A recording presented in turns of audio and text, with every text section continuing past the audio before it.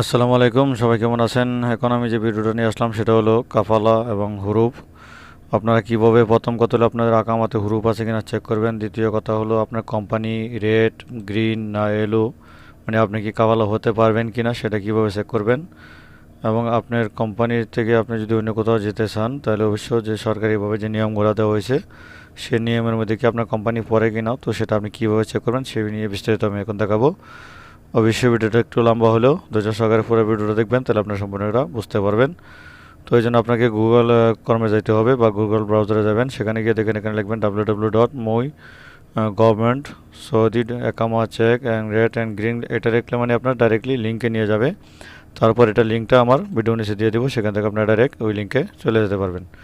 তো দেখুন আমি এটাতে লগ ইন হলাম, মানে ক্লিক করলাম। ক্লিক করার পর আপনার সামনে এটা আসবে মই গভর্নমেন্ট ইনকোয়ারি, এটাতে একটা ক্লিক করবেন।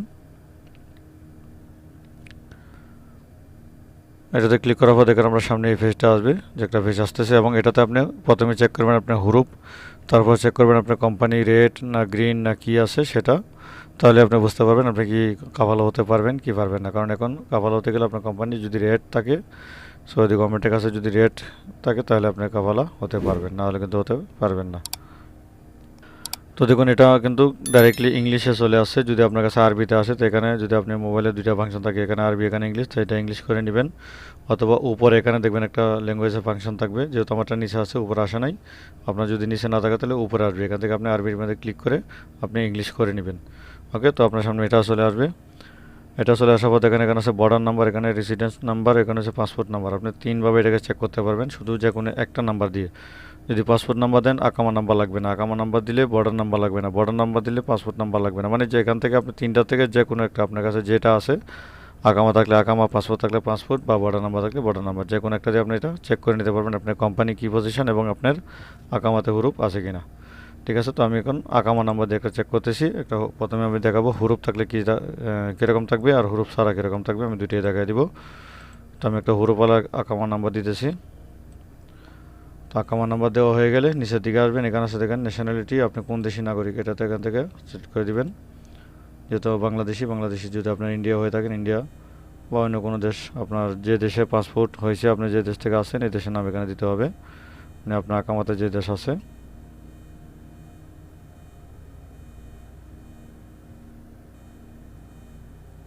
তো এখানে আমি বাংলাদেশি দিয়ে দিলাম।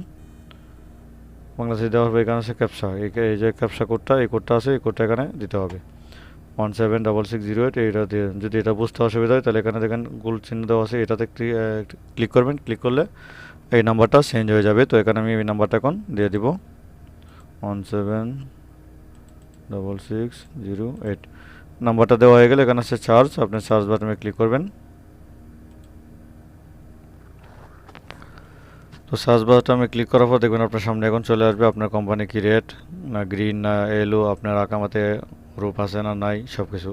তবে আকামার ডেটটা এখান থেকে দেখতে পারবেন না। আকামার ডেট দেখার জন্য আরেকটা সফটওয়্যার আছে, আরেকটা মাধ্যম আছে, লিঙ্ক আছে, সেটাভাবে দেখতে হবে।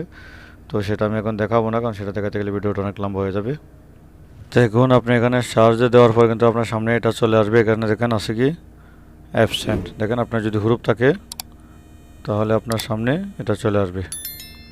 এই যে দেখতেছেন এখানে অ্যাবসেন্ট ফ্রম ওয়ার্ক। ওকে, এটা থাকবে যদি আপনি হুরুপ থাকে আপনার আকামাতে ওয়ার্ক কেস, মানে আপনার নামে কেস হয়েছে, সেটা কি কেস, সেটা হচ্ছে অ্যাবসেন্ট ফ্রম ওয়ার্ক, মানে আপনার কর্মের মধ্যে নাই। ওকে, এবং এই কোম্পানিটা হচ্ছে রেট। এখন সে যদি কোনো কোম্পানিতে কাফালা হতে চায় বা কোনো কোম্পানি তারা নিতে চায় সে কিন্তু নিতে পারবে, কারণ তার কোম্পানিটা এখানে রেট আছে এবং সেটাও বহুদিন ধরে আছে। মানে এই কোম্পানিটা এখন বন্ধের হতে বা বন্ধ হয়ে গেছে এরকম সিস্টেম হয়ে আছে, তাহলে সে কাফালা হতে পারবে। ওকে, গেলো একটা। আমি আরেকটা দেখাচ্ছি আপনাকে শুধু পাসপোর্ট নাম্বার দিয়ে। এই যে দেখেন এখানে আছে পাসপোর্ট নাম্বার, আপনি আকামা নাম্বারটা যদি কেটে দেন, আমি আকামা নাম্বারে কেটে দিচ্ছি। এখানে শুধু পাসপোর্ট নাম্বারটা দিয়ে দিবেন।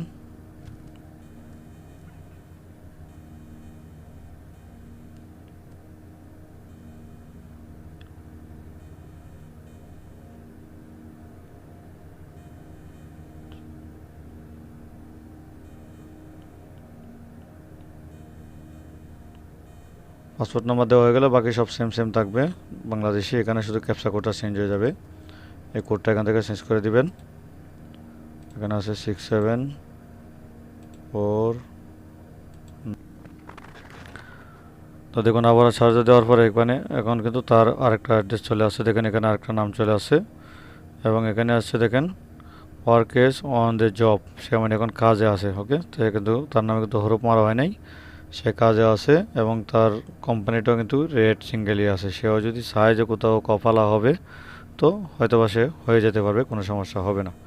ঠিক আছে, তারপরে কিন্তু ভালো কোম্পানি, ভালো এরকম কাফালা লাগবে যারা এরকম সব কিছু বুঝে বা করে নিতে পারবে এটা। ওকে,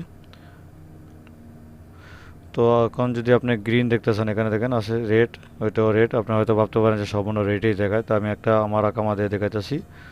আমি দেখেন এই পাসওয়ার্ড নাম্বারটা কেটে দিব,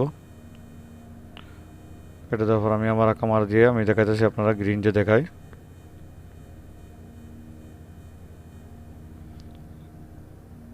দিয়ে দিলাম, আবার এখানে ক্যাপচা কোডটা দিতে হবে।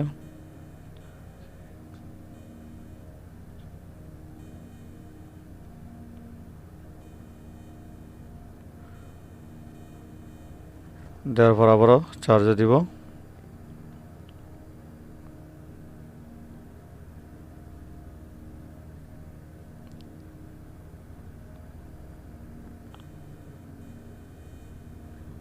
তো দেখুন এখানে আমারটা কিন্তু চলে আসছে, দেখেন এটা আমার নাম কামরুল ইসলাম, এটা হচ্ছে অন দ্য জব। আমি এখন জবে আছি, মানে কাজে আছি, আমি কোনো অ্যাবসেন্ট নাই।